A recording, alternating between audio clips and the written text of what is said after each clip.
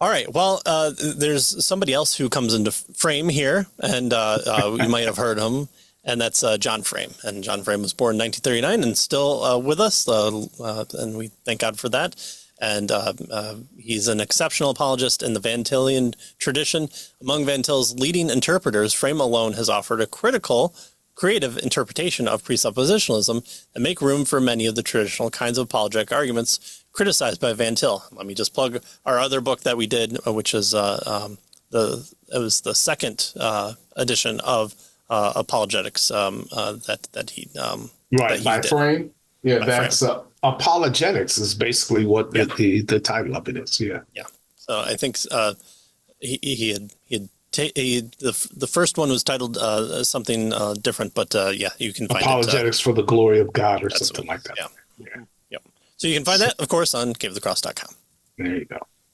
So, all right. So let's first talk about Frame and Reformed apologetics, right? That's where our authors begin. And they say, although Frame views himself as a Van Tillian, he is critical of the movement mentality that many of Van Til's students and followers exhibit. Basic to Van Til's apologetic was the assumption of Reformed or Calvinistic theology as the best exposition of the teaching of the scriptures. While Frame agrees with this assessment, he is uncomfortable with the dogmatic way, right, that Van Til applied Reformed theology. Right, and that's coming from Frame, who will gladly take on the mantle of Reformed. So this isn't coming from someone who's just sad that he can't glob on to Reformed apologetics while not being Reformed himself. He is 100%. Well, since we have referred frequently to Part 4 of Frame's exposition of Van Til's system, a brief summary of the main points of his position will suffice here to make his broad agreement with Van Til clear. Since presuppositions are unavoidable in all human thinking, there can be no such thing as neutrality. And again, when we covered it, this was something that he wholeheartedly agrees with and points to and says this is probably, I think he would agree that this is probably the biggest point that Van Til makes is this rejection of neutrality.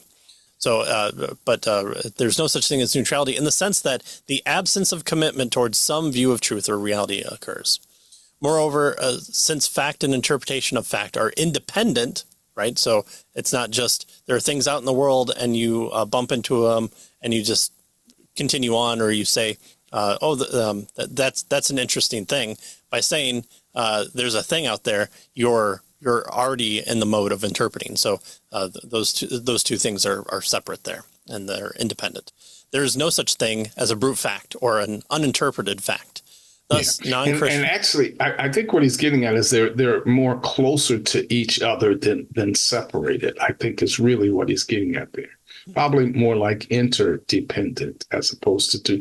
In other words, we view facts through the lens of our presupposition, I think is what he would say. Sure, right. Thus, non-Christians cannot be neutral with respect to Christianity, nor can they be shown facts that will in and of themselves prove Christianity true. They hold presuppositions that are alien to Christian faith, and they interpret all facts in light of those presuppositions. Right. And so for him, presuppositions are not only intellectually unavoidable, they're also ethically obligatory, right? We have an obligation to believe the truth, and God holds all people accountable for believing falsehood. And therefore, basic to the Christian's message to unbelievers must be, Frame believes, at least implicitly, a call to repentance of intellectual sins, including the acceptance of unbelieving or unbiblical presuppositions. And thus, Frame would endorse Van Til's method of taking the non-Christian's position, right, and showing by a reductio ad absurdum that it is at bottom irrational and incapable of justifying his claims to knowledge. The idea here is, let's assume your position to be true, and based on that assumption, it gets us to a contradiction, and therefore we know that the assumption that your position was true is false. That's the idea of a reductio ad absurdum here. Mm-hmm. And that's kind of the the way that Van Til argues, right? This kind of reducto type of argument. And Frame holds that kind of position and argument as well. Mm-hmm. All right. Well, what does Frame have to do with classical apologetics? Despite Frame's basic commitment to the presuppositional model, he interprets it broadly enough to accommodate significant elements of classical apologetics. This may seem to be most directly in his handling of the question of arguments for God's existence. For Van Til, an all apologetic argument must be transcendental. It must argue that unless Christianity is presupposed as true, nothing is intelligible. For Frame, by contrast, the transcendental argument functions in one of three perspectives, of course it's got to be three, of what he calls offensive apologetics, offensive apologetics. Right. And so Frame also points out, as was suggested in the discussion of Van Til's geotheistic proofs, that the indirect form of argument Van Til favors can be converted to a direct argument, right? So Van Til is, we might say, Frame would say, is stuck on this idea of indirect argument, but it can be, this indirect argument can really be converted to a direct argument. For instance, it could go something like this, right? In the final analysis, it doesn't make much difference whether you say causality, therefore God. So that would be the direct argument. That would be kind of like a deductive argument, a classical approach, right? Or that's not much different than saying without God, presupposing God, no causality, therefore God. Right. So that would be the presuppositionalist kind of position. So an indirect argument of this sort, Frame tells us, can be turned into a direct argument by some creative rephrasing. So the indirect form, of course, has some rhetorical advantages, Frame wants us to know. But if the indirect form is sound, then the direct form will be sound as well. And of course, vice versa. He tells us that if indeed I say, without God, no causality, the argument, he says, is incomplete unless I add the positive formation, but there is causality, therefore God exists. And so a formulation identical with the direct argument is what he's suggesting we eventually get to. And therefore the indirect argument becomes, he tells us, nothing more than kind of a prolegomena of the direct argument. So notice what he's suggesting here. The direct argument, the straightforward, classical kind of, argument for the existence of God can be similar to an indirect argument. The indirect argument is you have to, in order for anything to exist, you have to assume that God is the case. So without God, there is no causality. Mm-hmm. Therefore, we have to have God. That's the indirect argument. But he says the indirect argument can be turned around to the direct argument that the theistic, folks argue. And so he says that there's not much difference between the two approaches and kinds of arguments. Right. And if you want to see Bahnsen argue against all those positions, they're available online there as well. So he kind of takes Frame to task on these as well. All right. Well, what about evidentialism? Where does Frame fit in the evidentialist approach?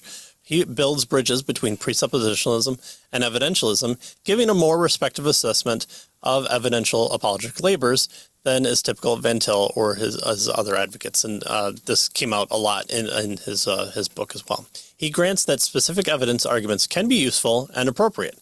He says that it is quite proper to point out that the resurrection of Christ is as well attested as any other historical fact. It is legitimate to ask why the apostles were willing to die for the belief that Christ had risen. It is legitimate to examine the alternative, unbelieving explanations for the resurrection reports and to show how implausible they are. So it's useful, it's beneficial, it helps us to answer questions that our audience might have, and it sets us out to be historians as well, which is just, looking at God acting out into the world. All right. So there's nothing really wrong, he's suggesting, with these evidentialist approaches with regard to argument. Right. It can be helpful. He did say that he's kind of this more open to having probability enter into the conversation than what Van Til would allow. All right, what about Frame and Fideism?